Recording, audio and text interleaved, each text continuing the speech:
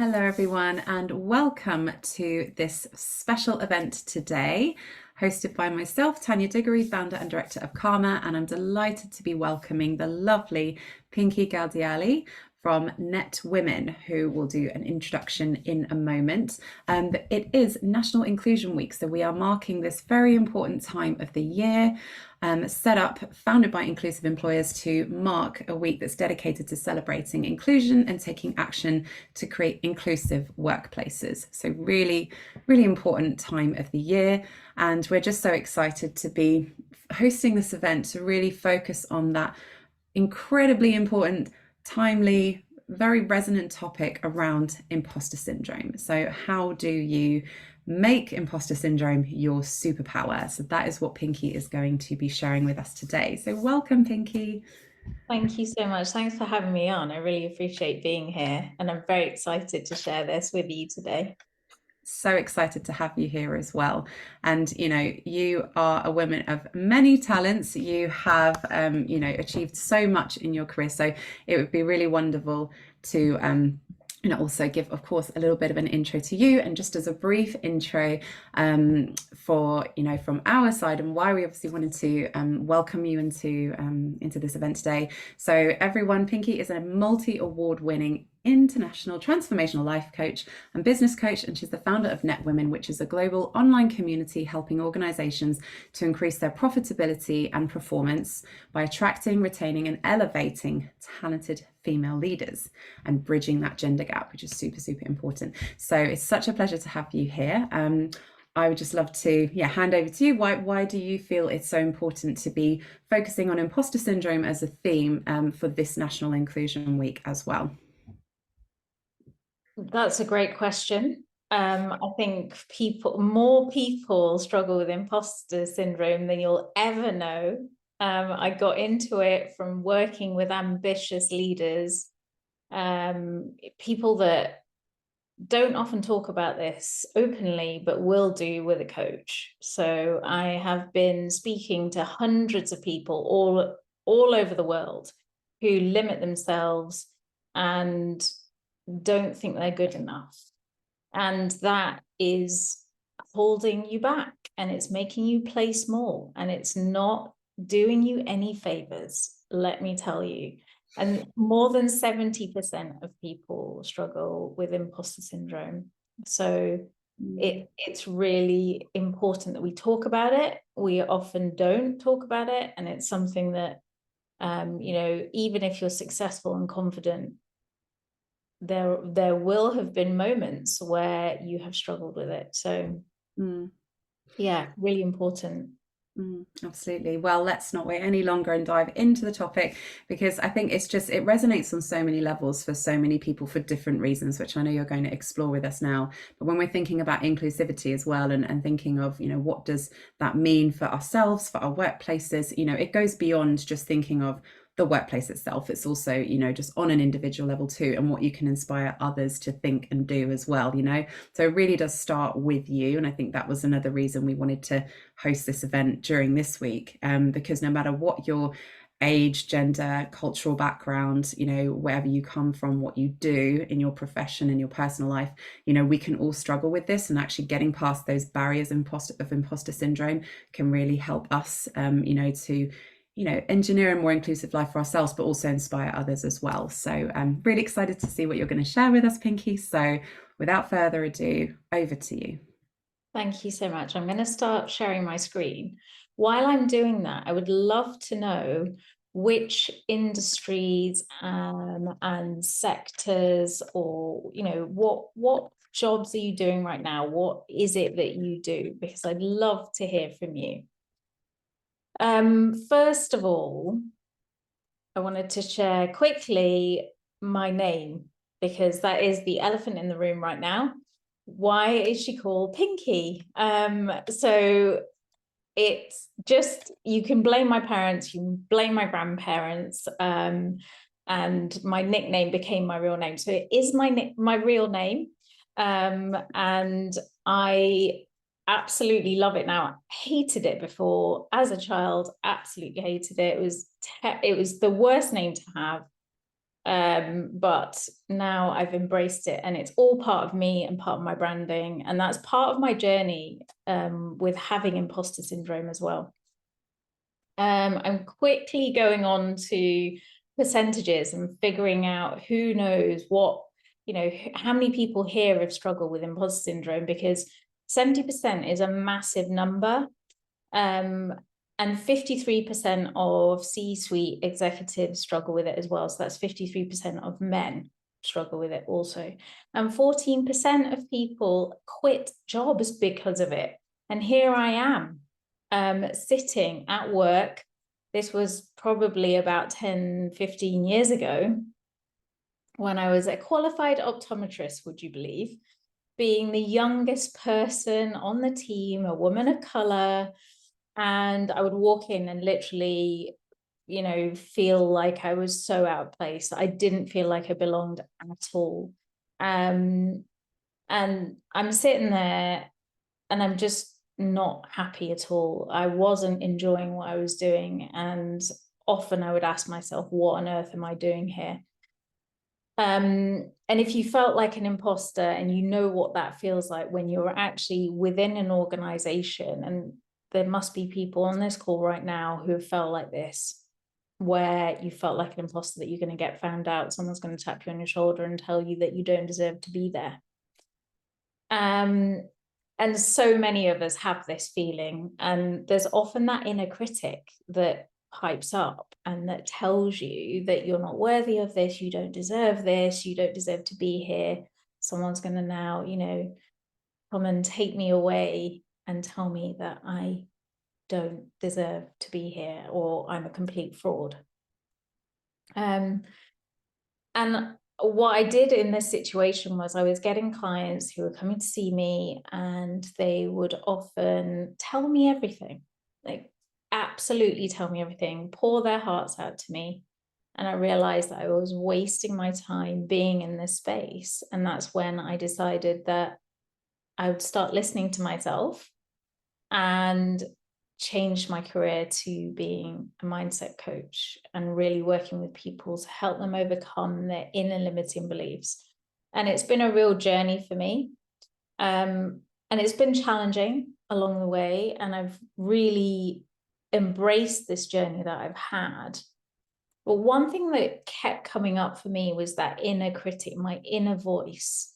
And I would like you all to think about your inner voice at this point, because I think normally how I would do this would be 1 hour long, and we don't have 1 hour today. So I wanted to quickly fast forward to, what is that voice that you're getting? Because at this point in my career, what I did was very powerful, and it really helped me. So find out what that inner voice is. And my inner voice became my friend, and I called him Mr. Grumpy.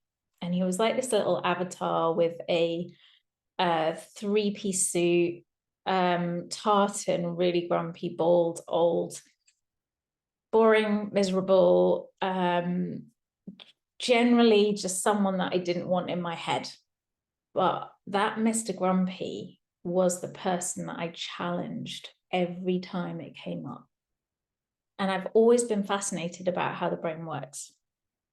And so when I identified who Mr. Grumpy was, that then became my point of focus, where I could change things and start working on myself and start working on those strengths that I had. And going back to that point about so many people struggle with imposter syndrome, well, I started doing just that. I started working with people who were really struggling with it, and how I could help them get out of their own head. I hope you all have a piece of paper and a pen with you. If you do, get something to write this down, because I'm going to be sharing some tips that hopefully will help you overcome it. So what I do with imposter syndrome is slightly different, because I like to work on a subconscious level. I'll explain a little bit more about that later, but the journey itself for me was, so many people in the world are struggling with imposter syndrome. How do we help people overcome that? So I created a community called Netwomen.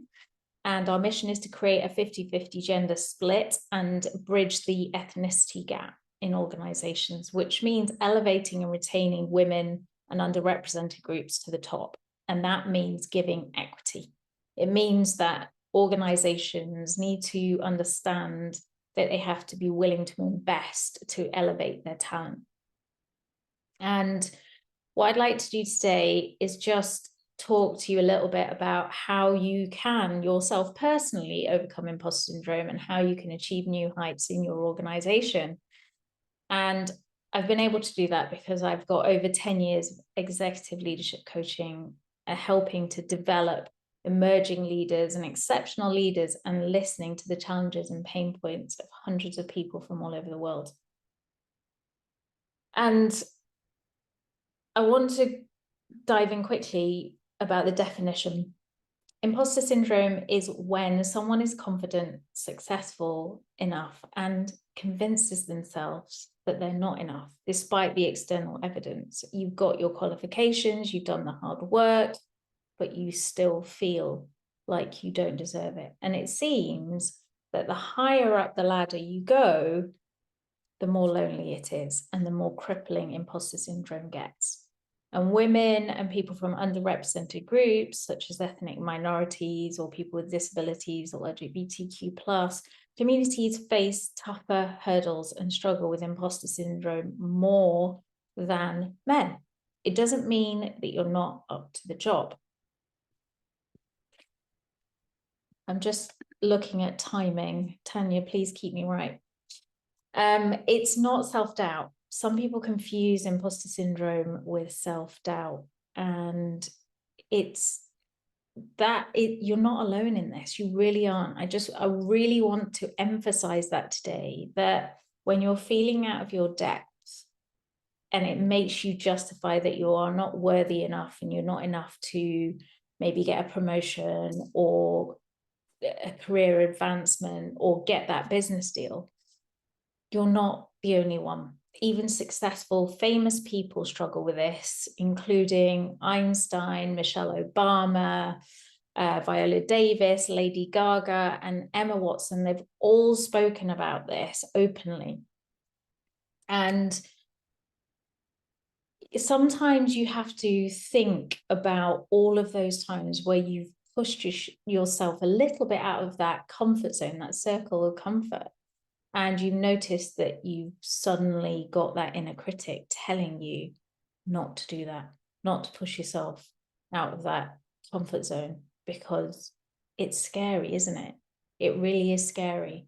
And I really want you to think about now the hours and days you've spent and wasted and worried about all those anxious thoughts about not being good enough or not applying for that job or promotion, all those opportunities, and downplaying your abilities, playing small. Those projects and tasks that you've completely not done because you felt like you're not good enough. So remember, you miss 100% of those shots you don't take.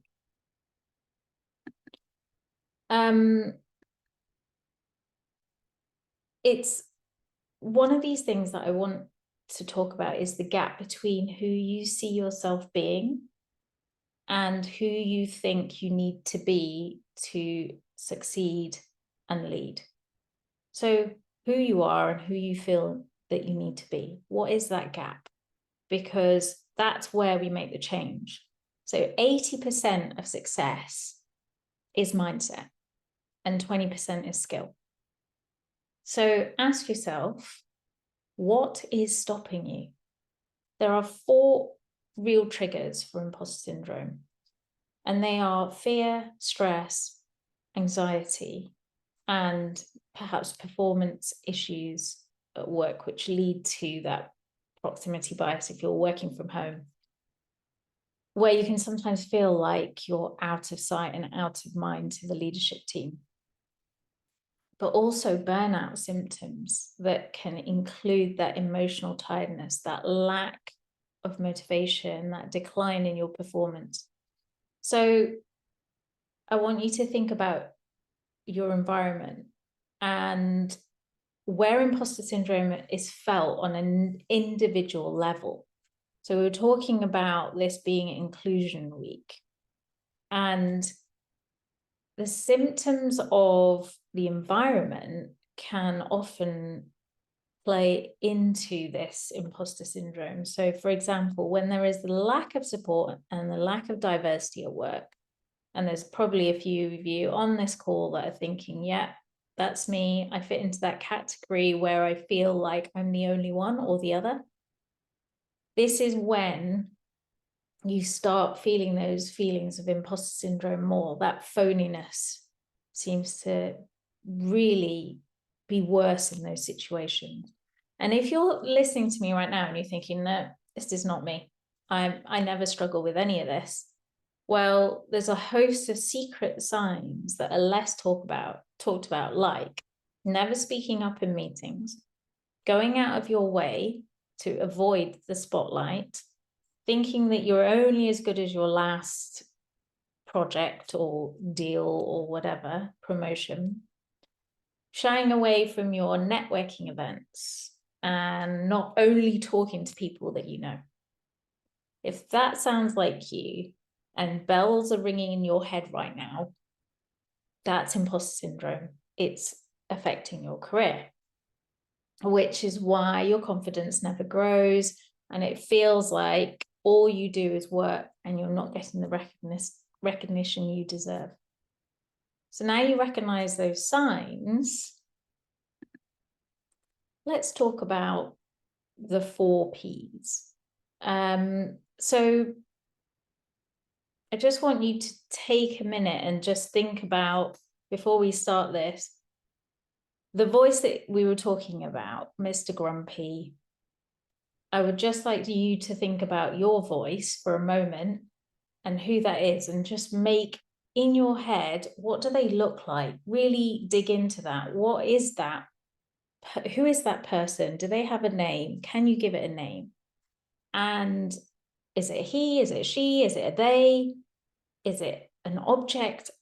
Have a think about that just for a moment, because that little voice, that itty bitty shitty committee voice, that berating, that belittling voice, is really holding you back. So let's talk about a scenario now. There's 4 things that happen in a cycle that I want to pick up on right now, and they are people pleasing, perfectionism, procrastination, and paralysis. And I'm going to give you a scenario at work, right? So you're at work and your boss springs a last-minute presentation on you that you need to deliver tomorrow, first thing tomorrow. And I want you to put in the chat, are you an A or a B? So here are your options. A, you work on your presentation until the end of the day, till 5 o'clock, except that it might not be perfect, but you're really proud of yourself for pulling it off under pressure and you're going to deliver it tomorrow morning. Or B, you work on it until the early hours of the morning, endure a terrible night of stress-related sleep, and can't stop picking over all the bits where you froze and you worry that your boss is going to haul you over coals for it. So what are you? A or B? I'm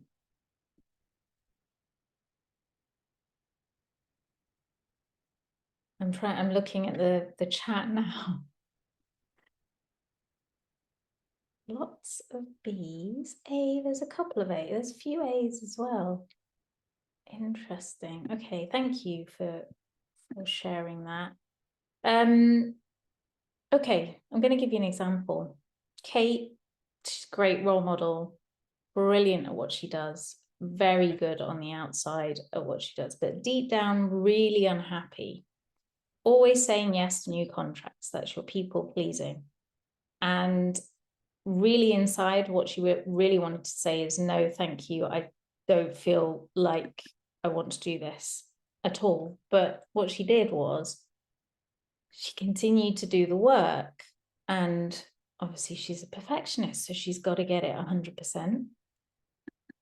And then she never ends up actually finishing it on time because she procrastinated. And then she misses the opportunity, which leads to paralysis. And then that whole feeling of not ever applying in the future. So when you apply, when you get the job and you constantly feel like a fraud and you're not up to it, it's that whole feeling of the fear of failure that she was getting and not feeling worthy of it, of the pay rise or the job. Does anyone resonate with this? Does anyone ever feel like this? And then there's Mike, who has taken work which is way bigger than what he expected, but because he said yes, he was afraid that it was disappointing his superiors who had high expectations on him. And then it's completed, it's never good enough to the standard, it's never sent, it's never finished on time, blaming it for his shortcomings. And he keeps asking for extensions. And even though it was overworking and completely unnecessary, this perfectionism leads to procrastination and then paralysis, fear of making a mistake. One thing I've learned, going back to one of my slides earlier, is that you have the power to make that change and that decision to make that change. So ultimately, fixating on that criticism on yourself and others doesn't help you at all. The question is now, can it be your superpower? Of course it can, because you can embrace the value you produce. Would you rather make progress or get wrapped up in your own limiting beliefs? Just have a think about that for a moment. I'm just going to give you a 21-day challenge, because what I'd like to do today is to leave people in this room better than how I found them. And I want people to believe in themselves, because when you believe in yourselves, you can make massive changes in your life. And that's how you make it your superpower.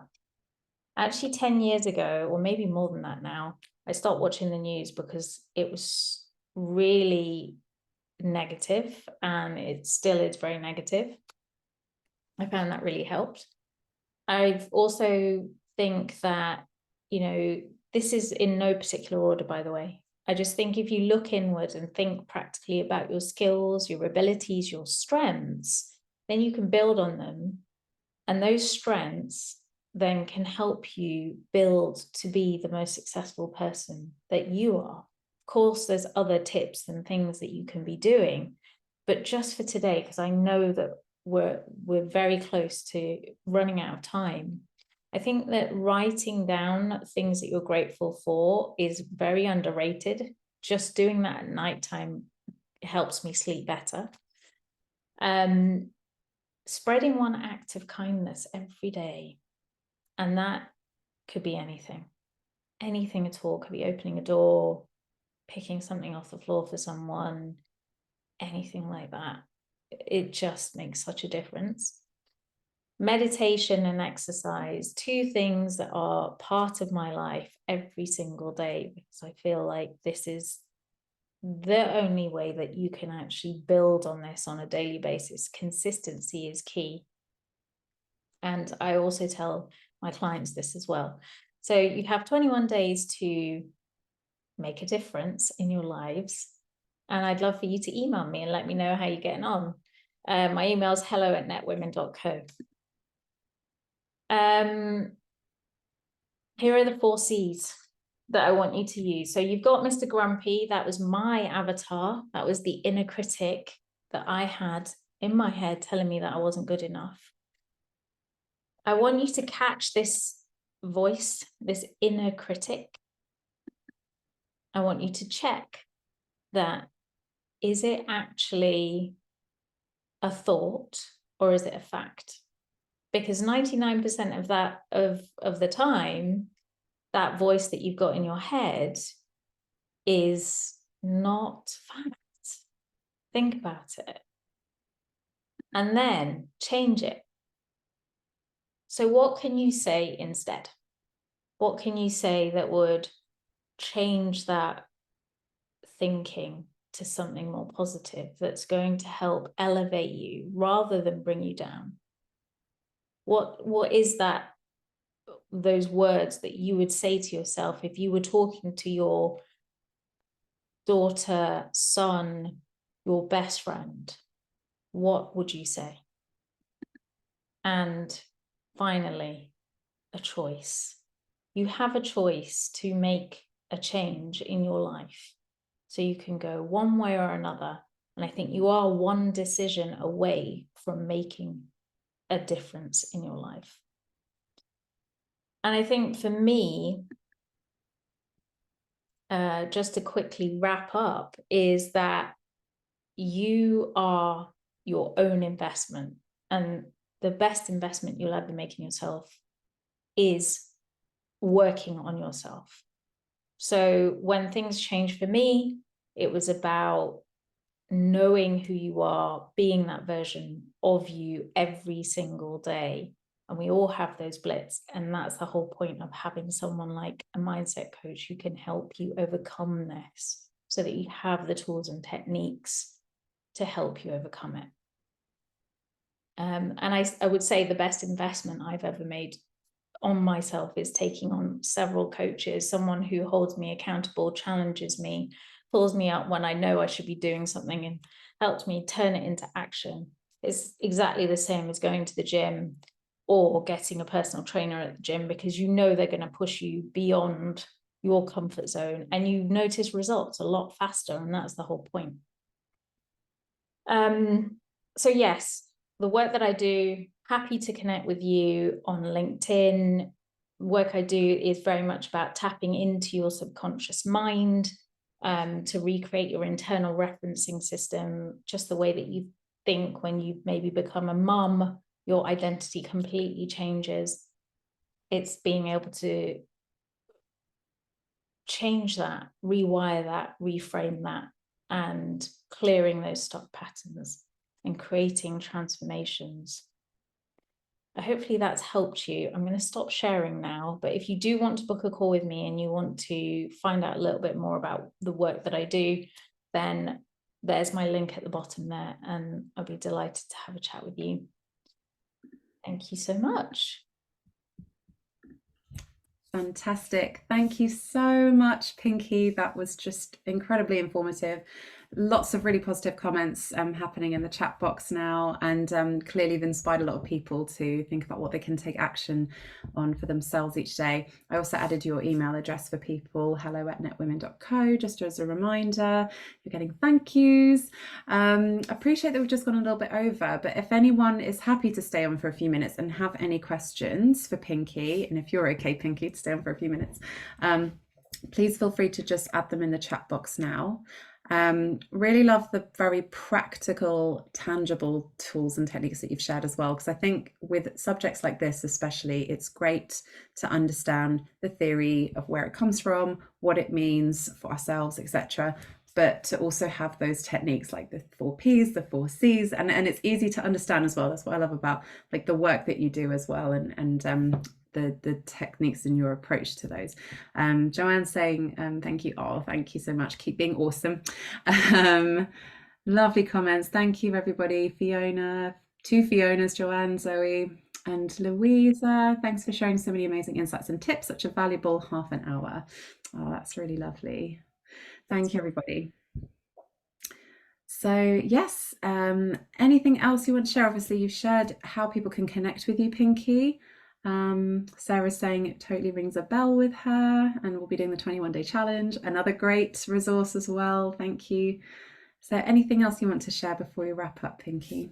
I'm just going to put my link in. If anybody wants to have a 30-minute discovery call breakthrough session with me, happy to add more tips and help you a little bit more if you need that. But other than that, I just think what's really important for everyone to understand is that we all go through imposter syndrome, and just fear is the biggest thing that holds us back from being the best version of ourselves. So working with somebody who understands that and being able to overcome that's really important. So find your person that's going to help you do that. And I promise you won't regret it. It's life-changing.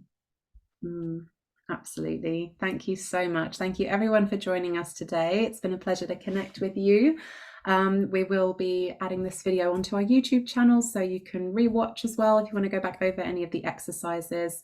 Pinky shared the Calendly link /Netwomen in the chat box, and we'll share some more information as well underneath the video on our YouTube channel about how to connect with Pinky. So thank you so much, Pinky. It's been such a joy to collaborate with you for National Inclusion Week. Thank you, Tanya. It's been great to be on. Okay, thanks everyone. Take good care of yourselves, and we'll see you next time.